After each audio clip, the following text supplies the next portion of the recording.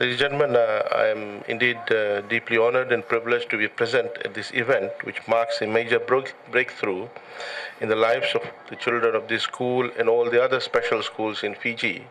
And I believe, knowing the the superior aspect of this product, uh, special children of throughout the world, I do hope that this product will be accepted throughout.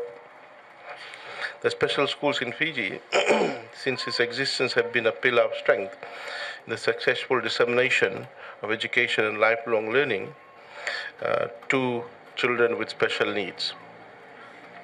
Over the last 2 years, we have been looking at how we could increase our support to special schools so that our children do get the kinds of resources that they need, as well as look at mainstreaming some primary schools in each district so that children who do not have a special school close by are not deprived of primary education.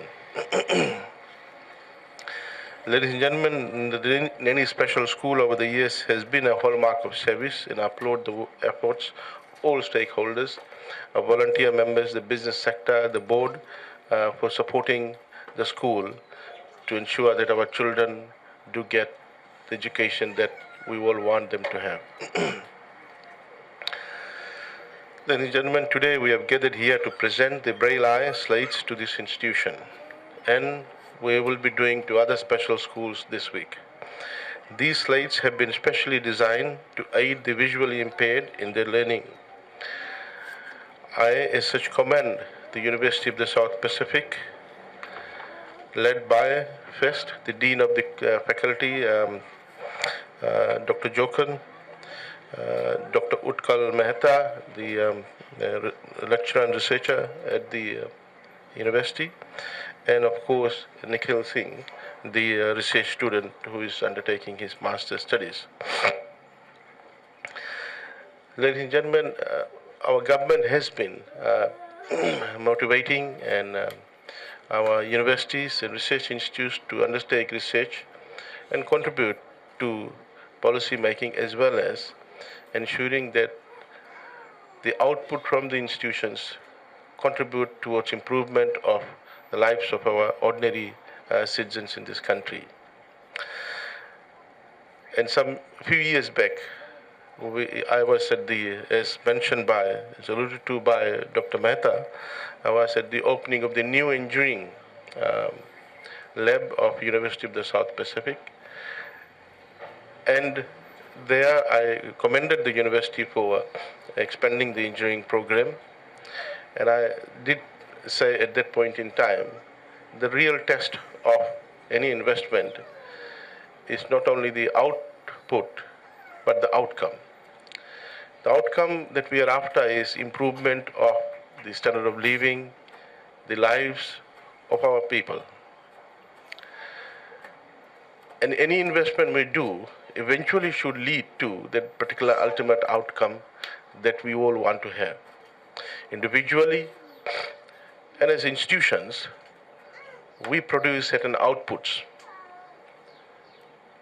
by combining, by allocating inputs. At the end of the day, it's output and outcomes that matter. The overall outcome delivery may not be in the hands of individuals or individual institutions, but outputs do. And for some of us, for some of you, at least your buck stops with the outputs. And us in the policy making area, we then combine these outputs to ensure that they're stacked up properly to deliver on to the outcome. So I want to commend the University of the South Pacific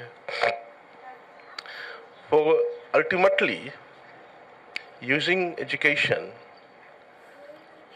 demonstrating what universities are supposed to do, have contributed to the ultimate objective of research institutions and learning institutions. Universities are a place for teaching, learning, contributing interrogating to the existing body of knowledge, expanding the body of knowledge. And today we see a great example of how USP has contributed towards improvement of an existing technology. This is a remarkable achievement. It's no small output, something which has been recognized by its own professional body of experts. And that is the real test in academia, is when someone independent is able to examine professionally that particular output and give accreditation. So in this work has been reviewed by Triple E as well as IPENS, has been subjected to international competition, and therefore has stood the test in academia. So once again, I want to thank the researcher, Nikhil Singh, and of course the mentor, Dr. Utkal Mehta, and of course the leadership of the Faculty of Science, Engineering and Technology, Dr. Jokhan. Ladies and gentlemen, quality education deliverance nowadays is all about accessibility. Accessibility of education means that every individual is supported to rise through the ranks of education and contribute towards improvement of not only their standard of living, but entire community and society.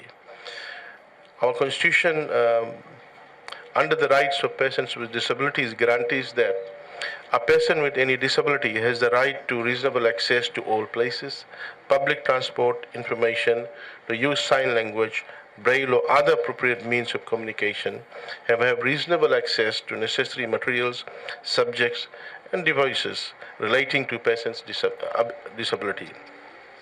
The Constitution concurrently safeguards the rights of every person to be educated, including the disabled and special needs.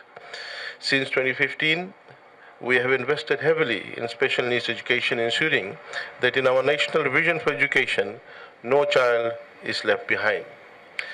We want to progressively contribute towards development of capacity amongst the school, the resources and technology, so that our children are given equal access to education. Ladies and gentlemen, we do understand that we will not be able to have special schools at every place where there's a primary school. So we are looking at how we ensure that every area is covered either through a special school or through a school which is made inclusive through adjustments to the infrastructure or provision of additional resources, trained teachers as well as equipments. We are also looking at how we could identify secondary schools and make it inclusive so that our children are not deprived of secondary education. Ladies and gentlemen, as alluded to by the researcher and the supervisor, Braille is a system of raised dots that can be read with fingers by people who are visually impaired or who have low vision. Since its development in France by Louis Braille in the later part of the 19th century, Braille has become not only an effective means of communication, but also an essential avenue for attaining and improving learning for people who are blind or have significant vision loss. It is important that, and one of the true tests of researchers and research institutions is not to be content with the existing state of technology. And here we see that the researchers continuously thought about getting better technology, and they were able to get something which I believe is technologically far superior than the existing technology, as well as substantially cheap. This is important for developing countries where at times people are deprived of resources because it is financially not accessible.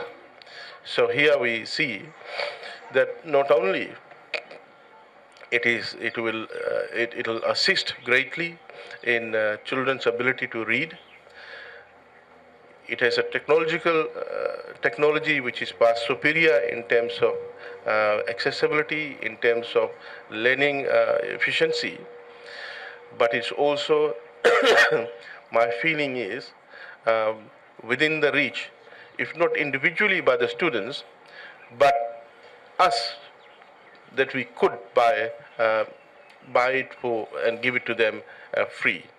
$150 is not a big sum, and I'm sure we could collect money, raise money, and provide a device to each child.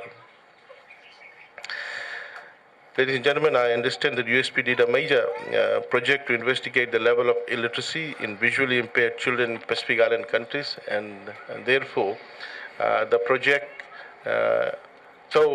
we already have seen that it has been accredited by international institution, but it has followed through a scientific research methodology, and therefore there's no question about its the quality of this output.